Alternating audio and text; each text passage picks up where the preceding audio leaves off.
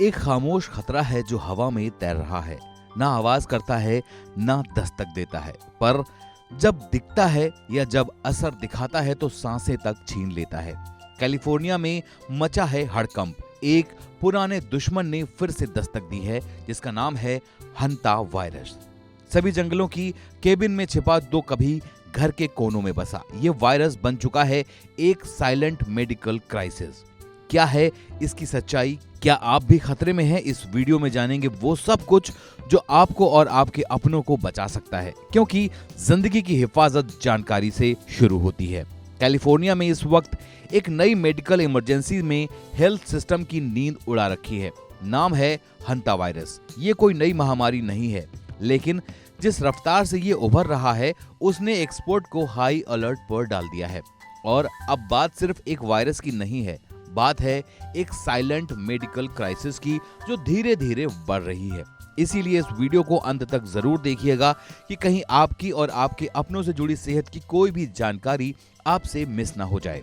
हंता virus एक दुर्लभ लेकिन घातक वायरस है जो सीधे तौर पर लंग्स पर हमला करता है। ये वायरस इंसानों तक पहुंचता है इन्फेक्टेड चूहों के संपर्क से, उनके पेशाब, मल या फिर सलाइवा से।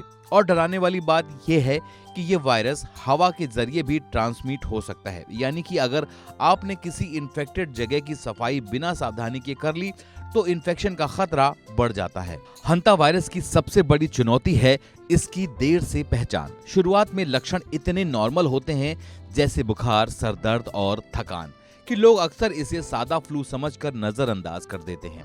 लेकिन धीरे धीरे कंडीशन बिगड़ती है। सांस फूलना, सीने में दर्द, लंग्स में फ्लूइड जमना और फिर हंता वायरस पल्मोनरी सिंड्रोम, जो कि 40% से ज्यादा मामलों में जानलेवा हो सकता है।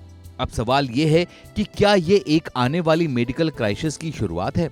कैलिफोर्निया में पहले भी हंता वायरस के केस सामने आते रहे हैं, लेकिन इस बार जिस तरह अचानक से इन्फेक्शन के मामले बढ़ रहे हैं उसने हेल्थ एजेंसियों को चौकन्ना कर दिया है। WHO और CDC जैसी संस्थाएं इसे गंभीरता से मॉनिटर कर रही हैं, क्योंकि अगर ये ट्रेंड कंट्रोल ना हुआ तो ये एक लोकल क्राइसिस से ग्लोबल हेल्थ इमरजेंसी बन सकता है। इस वायरस का फिलहाल कोई पक्का इलाज या फिर वैक्सीन नहीं है। यही कारण है कि रोकथाम ही सबसे बड़ा इलाज है। साफ सफाई में सावधानी, मास्क और ग्लव्स का इस्तेमाल और पुरानी बंद जगहों की सफाई करते वक्त विशेष रूप से अलर्ट रहना बेहद जरूरी है।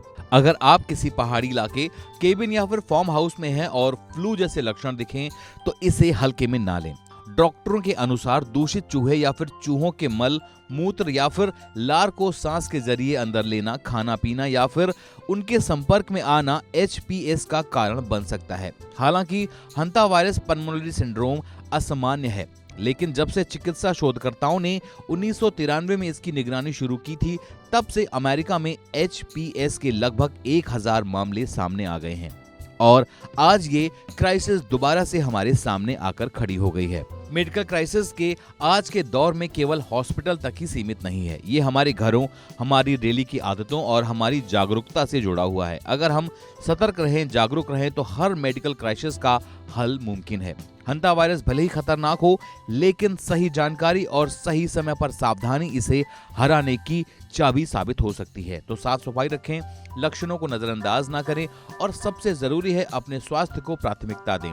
अगर आपको ये जानकारी मददगार लगी हो तो वीडियो को लाइक करें, शेयर करें और हमारे चैनल को सब्सक्राइब करना बिल्कुल ना भूलें, ताकि आपकी और आपके अपनों की सेहत से जुड़ी हर बात आप तक सबसे पहले पहुंचे, क्योंकि सेहत की बात यहाँ होती है सबसे सटीक। धन्यवाद।